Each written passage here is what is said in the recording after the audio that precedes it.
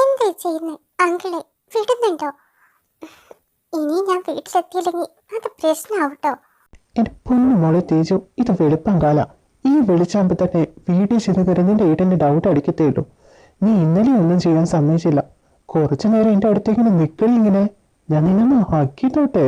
അങ്കിളെ, ഇതിനൊക്കെ സമയമുണ്ട്. വെയിറ്റ് ചെയ്തൂടെ കുറച്ചു നേരം കൂടി? ഇതേ ഡയലോഗ് തന്നെ നീ ഇന്നലെയും പറഞ്ഞത്. എന്നെ കണ്ടു കഴിഞ്ഞാൽ കൺട്രോൾ ചെയ്യാൻ പറ്റുന്നില്ല പെണ്ണെ. ഒരു മിനിറ്റ്, അങ്കിളെന്ന് വിട്ടേ. അല്ല, അന്ന് എൻ്റെ അടുത്ത് പറഞ്ഞത് നമുക്കിടയിൽ എല്ലാം നടന്നല്ലേ? അപ്പോ ഒന്നും നടക്കാത്ത പോലെ ഇപ്പൊ എന്തിനാ സംസാരിക്കുന്നേ?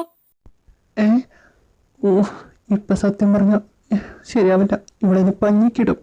അതും പറഞ്ഞ് 100 ചോദ്യം കൊണ്ടുവരും. ഒന്നും പറയാനില്ലേ? സംഭവിച്ചു ഇല്ലെന്ന് ഞാൻ പറഞ്ഞില്ലല്ലോ. അത് ഞാൻ കണക്കിലെടുത്തിട്ടില്ല. അത് യാദൃച്ഛികമായിട്ട് സംഭവിച്ചതല്ലേ. നീ വെളിവില്ലാതെ ബോധമില്ലാതെ ഓരോന്ന് കാട്ടിക്കൂട്ടിച്ചിട്ട് ഞാനപ്പോ നിനക്ക് സപ്പോർട്ട് ചെയ്തെന്നുള്ളൂ. പക്ഷെ അതും പറഞ്ഞ് നമ്മുടെ ഫസ്റ്റ് നൈറ്റ് അതൊന്നും കമ്പയർ ചെയ്യാനൊന്നും പറ്റത്തില്ല. എനിക്ക് പുതിയതായിട്ട് ന്യൂ ആയിട്ട് വെറൈറ്റി ആയിട്ട് വേണം. എന്ത്? അല്ല, എന്തൊക്കെയാ പറയുന്നേ? ഇതിനിത്ര വെറൈറ്റി ഒക്കെ എന്തിരിക്കുന്നു? അതൊരു വെറൈറ്റി തന്നെയാ. അത് നിനക്കിപ്പം അറിയില്ല. നീ ഇപ്പോഴും കുട്ടിയാണ് തേജു. ഞാൻ കുട്ടിയാണെങ്കിലേ പിന്നെ എന്തിനാ എൻ്റെ അടുത്ത് ഇതൊക്കെ ചോദിക്കുന്നേ? കുട്ടി ആയതുകൊണ്ടാണ് ഞാൻ ചോദിച്ചത്. എന്നാൽ നിനക്ക് പ്രവൃത്തിയിലൂടെ ഞാൻ പറഞ്ഞു തരുമായിരുന്നു. പക്ഷെ നിനക്ക് അതിന് താല്പര്യമില്ലല്ലോ. നീ കുഞ്ഞെ ബാഗ് എടുത്തിട്ട് വാ, പോവാൻ നോക്കാം. ഒന്നും മനസ്സിലാവുന്നില്ലല്ലോ. രാവിലെ തന്നെ ധാര വന്നിരിക്കുന്നത്. ഇവിടെ അമ്മയ്ക്ക് അച്ഛന് വാതിൽ തുറന്നൂടെ? ആരാ ഇത്? Good morning Ami. Good morning. Yami, തേജിനെ വിളിക്കേ. ഞാൻ അവളെ കൊണ്ടുപോകാൻ വേണ്ടി വന്നതാ. അവളെ വീട്ടിലാക്കിയിട്ട് വേണം എനിക്ക് ഓഫീസിലേക്ക് പോകാൻ വേണ്ടി. തേജോ? അവള്? അയ്യോ, അവള് വന്നിട്ടില്ലല്ലോ. ഞാനിപ്പോ എന്താ പറയും? രാവിലെ തന്നെ എനിക്ക് പണിയും കടിയും ഒരുമിച്ചാണല്ലോ വന്നത്. യാമി, പല സ്വപ്നം കാണാനോടി. എടി തേജിനെ വിളിക്കേ. അവളെ കൊണ്ട് ആക്കിയിട്ട് വേണം എനിക്ക് പോവാൻ. അവളെന്നെ ഇവിടെ ഇട്ടായിട്ട് വേണ്ട. അവള് മാർക്കറ്റിൽ പോയിക്കാ. അല്ല, പാല് മേടിക്കാൻ പോയിക്കാ. ഇപ്പോഴും വിശ്വാസമായില്ലേ? അവള് ജോഗിങ്ങിന് പോയിക്കാ. എനിക്കിപ്പോഴും ഓർമ്മ വന്നത്. ഇനി എനിക്കൊന്നും പറയാൻ കിട്ടുന്നില്ല. സത്യം പറഞ്ഞാൽ അവള് ഇവിടുന്ന് ജോഗിങ്ങിന് പോയി, അവിടെ പോയി മാർക്കറ്റിൽ പോയി, അവിടുന്ന് പാല് മേടിച്ച് ഇപ്പൊ വരും. മോളെ യാമി, സത്യം പറ, തേജ എവിടെ? ഞാൻ സത്യത്തിന്റെ പറഞ്ഞേ. പാല് മേടിച്ച് ജോഗിങ് കഴിഞ്ഞ് മാർക്കറ്റിൽ പോയിട്ട് അവള് വരും. അടുത്തേക്ക് വരില്ല. നീ എങ്ങോട്ടേ പോകണേ? അവിടെ നിൽക്കടി. എന്താ? എന്റെ മുന്നിൽ കള്ളം പറയാൻ അറിയില്ല നിനക്ക്. ഇതെന്തായി കാണുന്നേ? ചേച്ചേ, വളരെ മോശം. ഇതൊക്കെ റൂഫി പോയിട്ട് ചെയ്തു.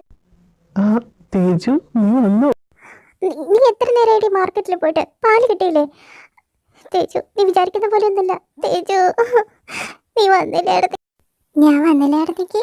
പോടി അവിടുന്ന്. ഡബിൾ മീറ്റിംഗ് ഒന്നല്ല, അങ്ങേരെ എന്നെ കൊന്നേനെ. എത്ര നേരം നിനക്ക് വേണ്ടി ഞാനിവിടെ വെയിറ്റ് ചെയ്യുന്നല്ലോ.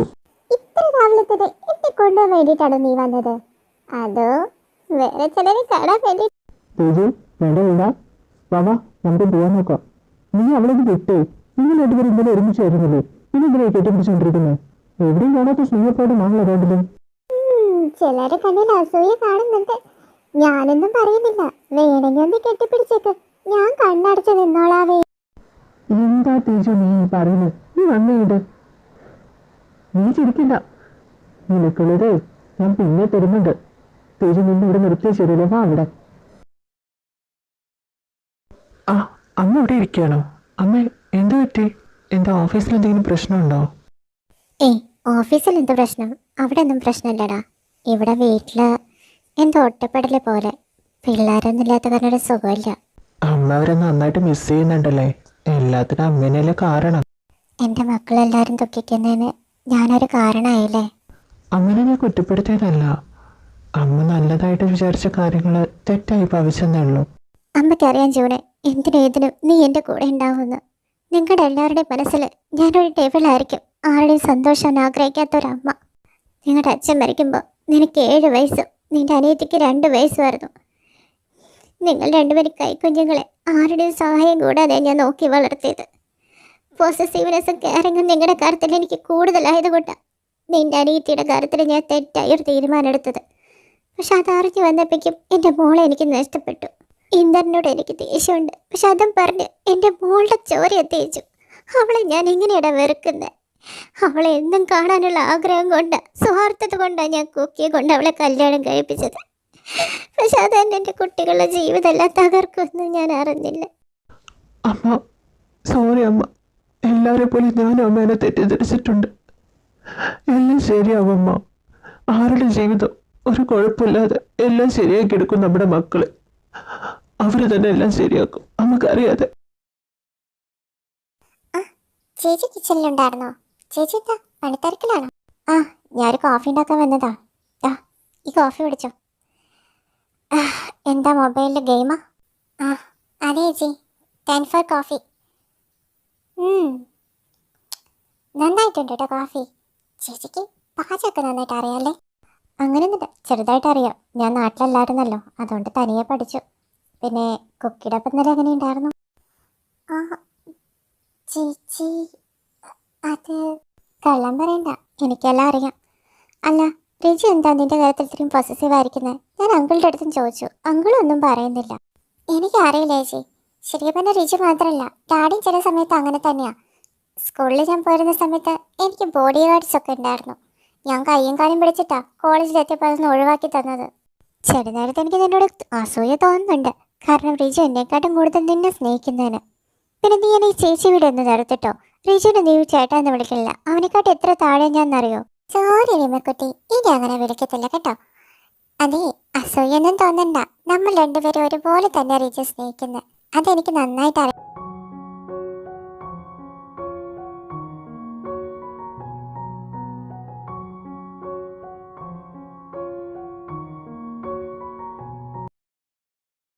വാട്ട്?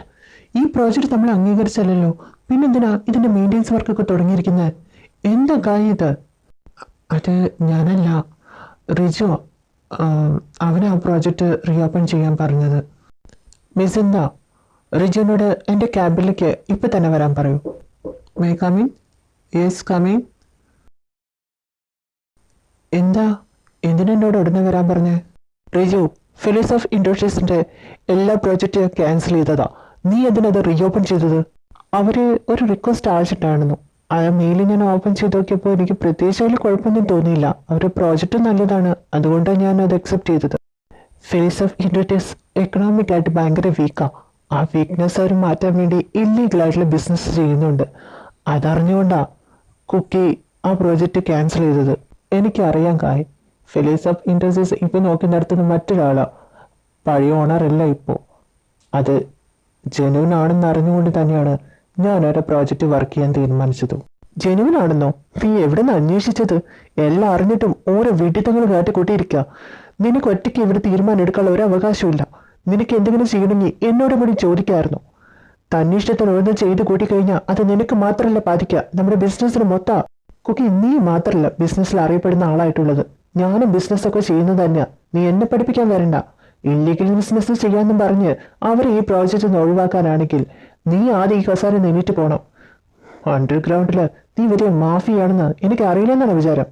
അതേടാ, ഞാൻ മാഫിയ തന്നെയാ. മാഫിയാണെന്നും പറഞ്ഞ് ഞാൻ ഒരു ഇല്ലീഗൽ ബിസിനസ്സും ചെയ്തു തുടങ്ങിയിട്ടില്ല, ചെയ്യുന്നുമില്ല.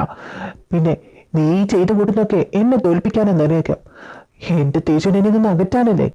കുക്കി, ഇവിടെ വെച്ച് നിർത്തിക്കോ. എൻ്റെ പെങ്ങളെയും ബിസിനസ്സിനെ ഒരേ തുലാസി വെച്ച് തൂക്കാൻ നിൽക്കരുത്. നിന്നെ അവളിൽ നിന്ന് അകറ്റൊടുങ്ങി ഇതുപോലത്തെ ചീപ്പ് ട്രിക്കൊന്നും എനിക്ക് ആവശ്യമില്ല. Stop it. രണ്ടാളും നിർത്തുന്നുണ്ടോ? കുറെ നേരം ഞാൻ കേട്ടിരിക്കുന്നു. ബിസിനസ്സും പേഴ്സണലും കൂടി കൂടി കലർത്താൻ നിൽക്കാതെ. കുക്കി, റിച്ചു, നമ്മുടെ കമ്പനി ബാധിക്കുന്ന പ്രശ്നം അത്. നിങ്ങൾ രണ്ടുപേരും ആലോചിച്ചൊരു തീരുമാനം എടുക്കുക. അത് നിങ്ങൾ കിടന്ന് വഴക്കിടാൻ നിൽക്കാതെ.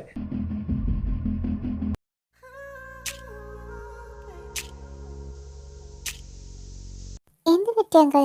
ഫേസ് എക്സ്പ്രഷൻ കണ്ടിട്ട് എന്തോ ചിന്തിച്ചിരിക്കുന്ന പോലെ ഉണ്ടല്ലോ. ഒന്നുമില്ല, ഓഫീസിലത്തെ കാര്യങ്ങളാ. പിന്നെ എങ്ങനെ നിന്റെ കോളേജൊക്കെ? കോളേജൊക്കെ അടിപൊളിയായിട്ട് പോകുന്നു. ക്ലാസ് കട്ടടിക്കുക, ഫ്രണ്ട്സായിട്ട് എൻജോയ് ചെയ്യുക. കോളേജ് ഡേയ്സ് അടിച്ചു പൊളിക്കുന്നു. കോളേജ് ഡേയ്സ് ഒക്കെ അടിച്ചു പൊളിക്കുന്ന കൊള്ളാം, പക്ഷേ സപ്ലൈ ചെയ്തെടുക്കാൻ ഇടരുത്. നമുക്കൊന്ന് നടക്കാൻ പോവാം.